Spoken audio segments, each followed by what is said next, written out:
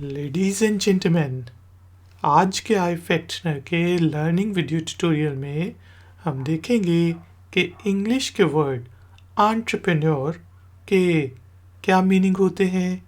फिर word entrepreneur को use करते हुए इंग्लिश में 3 सेंटेंसेस बनाएंगे और उनकी ट्रांसलेशन को समझेंगे। ट्यूटोरियल ज़रा गौर से सुने क्योंकि आखिर में है एक छोटा सा टेस्ट। तो शुरू करते हैं जी अपना आज का इफेक्शनर का लर्निंग वीडियो ट्यूटोरियल।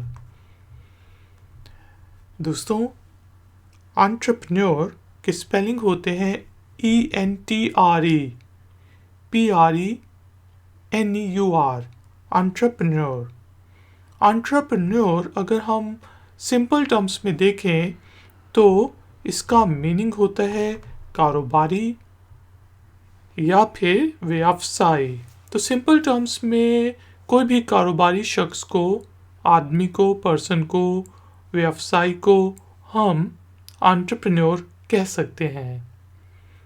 लेकिन एक आम कारोबारी व्यवसाय में और एंटरप्रेन्योर में थोड़ा सा डिफरेंस होता है।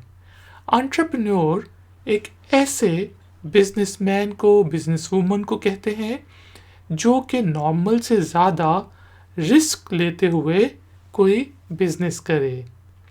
अगर तो मेरे बाप दादा का कोई बिजनेस है और मैं उधर जाके बैठ जाता हूँ तो फिर मैं एंटरप्रेन्योर नहीं हूँ। लेकिन अगर मैं उस बिजनेस में कोई एडिशन करता हूँ फाइनेंशियल रिस्क्स लेते हुए, या फिर मैं कोई नया बिजनेस शुरू करता हूँ जिसमें नॉर्मल से ज़्यादा फाइनेंशियल रिस्क्स हैं, तो फिर मैं एंटरप्रेन्योर हूँ।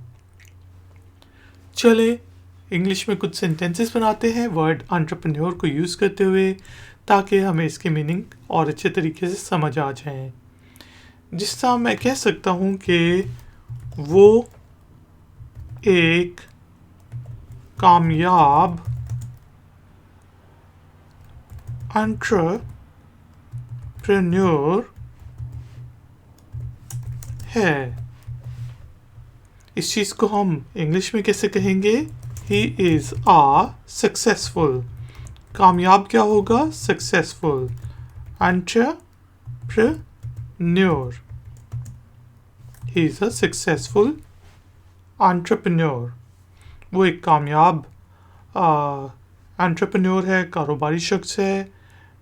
तो हम कहेंगे he is a successful entrepreneur।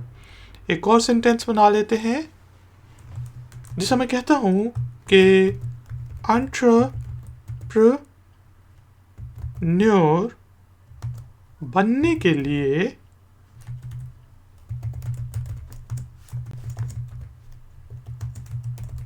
ये रिस्क तो लेना पड़ेगा। अब हमने कोई बिजनेस शुरू करना है और उस बिजनेस में फाइनेंशियल रिस्क हैं, यानी कि पैसा डूबने के काफ़ी चांसेस हैं। तो मैं कहता हूँ यार, आप कहते हैं यार ये बिज़नेस नहीं करते, कुछ और करते हैं, तो मैं कहता हूँ यार एंटरप्रेन्योर बनने के लिए ये रिस्क तो लेना पड़ेगा। इस चीज़ को अगर हमने इंग्लिश में कहना है तो हम कहेंगे we have to take this risk to become an entrepreneur.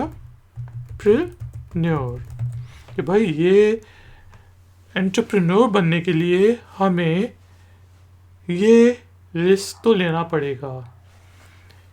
इसी तरह एक और सेंटेंस बना लेते हैं जिसे हम कहते हैं कि हर कारोबारी या व्यापारी एंटरप्रेन्योर नहीं होता। तो इस चीज़ को अब हमने इंग्लिश में कहना है तो हम कहेंगे not every business man is an entrepreneur. अब लोगों के दिमाग में ये मिसकंसेप्शन होता है कि बिजनेसमैन और एंटरप्रेन्योर एक ही चीज़ है, लेकिन हमने कहा कि not every businessman is an entrepreneur. Ladies and gentleman, उम्मीद है कि आपको वर्ड एंटरप्रेन्योर का मीनिंग समझ आ गया होगा। अब टाइम हुआ है एक्सरसाइज का।